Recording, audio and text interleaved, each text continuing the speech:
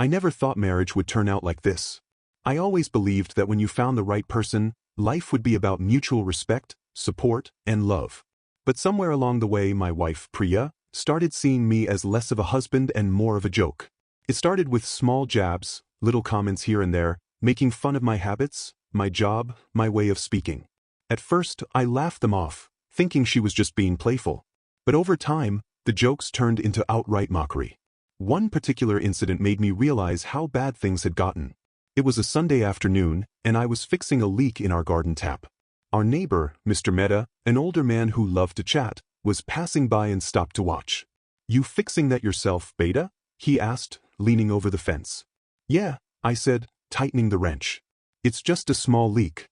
That's when Priya walked out, holding a glass of juice, and let out a loud, mocking laugh. "Oh please," she said, rolling her eyes. "This man can't fix anything properly.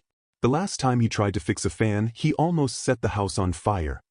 Mr. Mehta chuckled politely, but I could see the awkwardness in his expression. My face burned with embarrassment. "Come on, Priya," I said, trying to keep my voice steady. "I fixed the washing machine last month, didn't I?" "Fixed," she scoffed. "You mean after you called the plumber and paid him extra to cover up your mess?" Mr. Mehta cleared his throat. "Well, it's always good to try things yourself," he said, clearly sensing the tension. He gave me a small nod and walked away. As soon as he left, I turned to Priya. "Why would you say that in front of him?" "Relax," she shrugged. "It's just a joke. You take everything so seriously." But it wasn't just a joke. It was never just a joke. The worst part? This kind of humiliation wasn't new. It had been happening more frequently, especially in front of our neighbors. A few weeks ago, we were at a small neighborhood gathering at the Sharma family's house. It was a cozy evening, and everyone was sharing funny stories. I decided to contribute. "You guys won't believe what happened last week," I started. "I was at the supermarket and I grabbed what I thought was sugar, but when I got home, it turned out to be salt." Priya gave me the look of death. People chuckled, but Priya wasn't amused. "That's nothing," she said, her voice louder than necessary. "You should tell them how you almost burnt our kitchen down while making tea." Everyone laughed. Too much. I tried to smile, but I felt my ears burning. It wasn't a fun little story anymore. It was her making me look like an incompetent fool.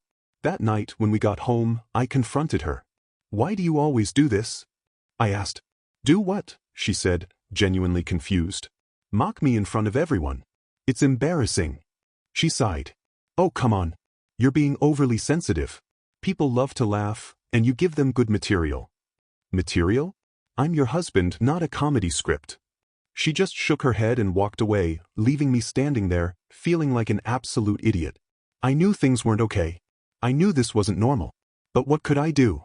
How do you fix something when the other person doesn't even see the problem? After that night, I tried to brush things off, convincing myself that maybe I was just overreacting. Maybe Priya didn't mean anything by it. But the truth was, every time she mocked me, it chipped away at me a little more. And then one day, it all reached a breaking point. It was a Saturday evening, and we had invited a few neighbors over for tea. Nothing fancy, just a casual get-together in our backyard. The usual people were there, Mr. and Mrs. Mehta, the Sharmas, and a couple of younger couples who had moved into the society recently. I was grilling some snacks while the others chatted. Everything was going well until Mrs. Mehta complimented the food. "This is really good, Samir," she said, smiling. "I didn't know you could cook." Before I could even say a word, Priya let out a loud, exaggerated laugh. "Oh, don't be fooled, Auntie," she said, shaking her head. "He can barely make instant noodles without messing them up." The group chuckled, but I could tell some of them were uncomfortable. Mrs. Mehta gave me a sympathetic glance, but Priya wasn't done yet. "And don't even get me started on his work," she continued, sipping her tea. "He keeps talking about getting a promotion, but honestly, I think his boss just keeps him around because he feels sorry for him." I felt something snap inside me. The laughter around me blurred, my chest tightened, and for the first time, I didn't just feel embarrassed, I felt furious.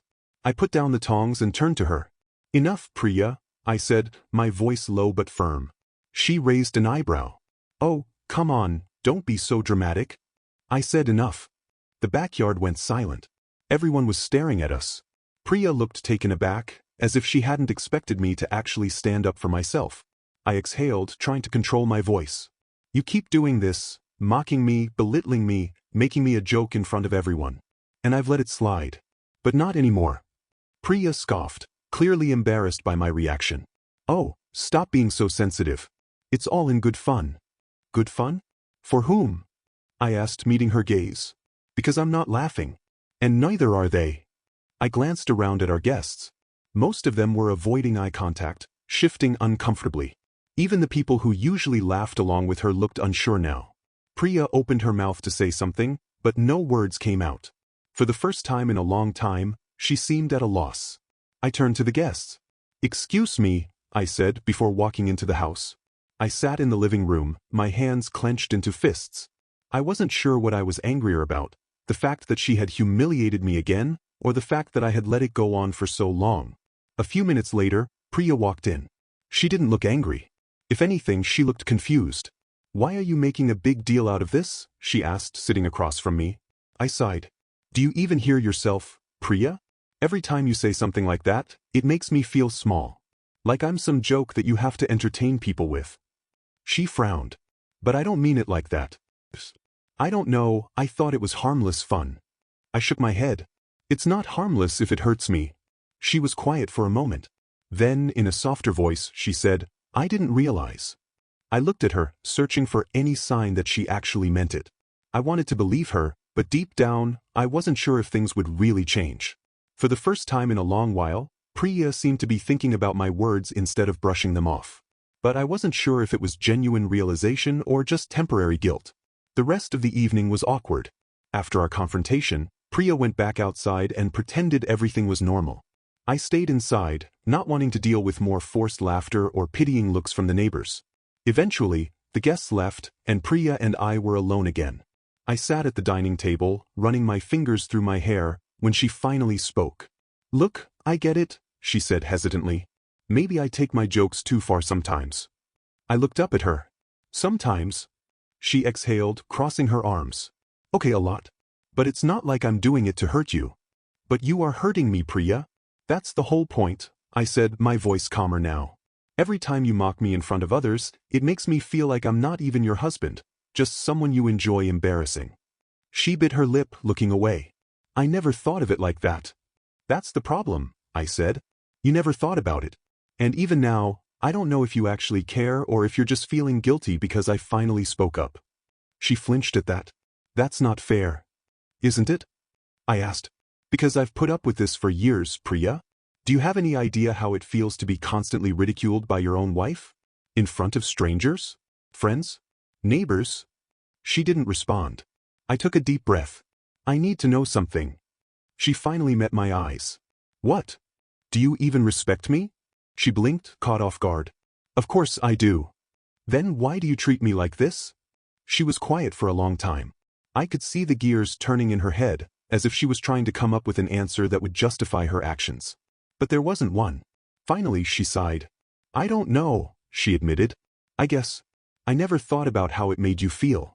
It was just something I did without realizing. Her honesty surprised me, but it wasn't enough. Not yet. I leaned back in my chair. So what now? She hesitated. I can try to change. Try? I asked, raising an eyebrow. She frowned. This isn't easy for me either, Samir. I've always been like this. It's how I was raised. My family jokes like this all the time. I never saw it as wrong. I exhaled slowly. Maybe it's time to unlearn it, then. She looked at me, and for the first time, I saw something different in her eyes. Fear, maybe. Fear that I was serious. That I wasn't just going to forget this and move on like before. I don't know if I can, she admitted. I nodded slowly. Then I don't know if this will work anymore. Silence filled the room. The weight of my words hung between us like an unspoken truth we both knew but had never acknowledged before. Priya's eyes widened slightly. Are you saying? I don't know, I interrupted. But what I do know is that I can't keep living like this. I won't. She swallowed hard. So, what do we do? I guess that depends on you, I said, standing up. You have to decide whether you actually want to change, or if you just want me to keep pretending this isn't a problem. She didn't respond right away, and I didn't wait for one. Instead, I walked to the bedroom, closing the door behind me, leaving Priya alone with her thoughts. For the first time in years, I felt like I had finally taken control of my own dignity. And now, it was up to her to decide if she wanted to be part of my life, or just the reason I wanted to leave it.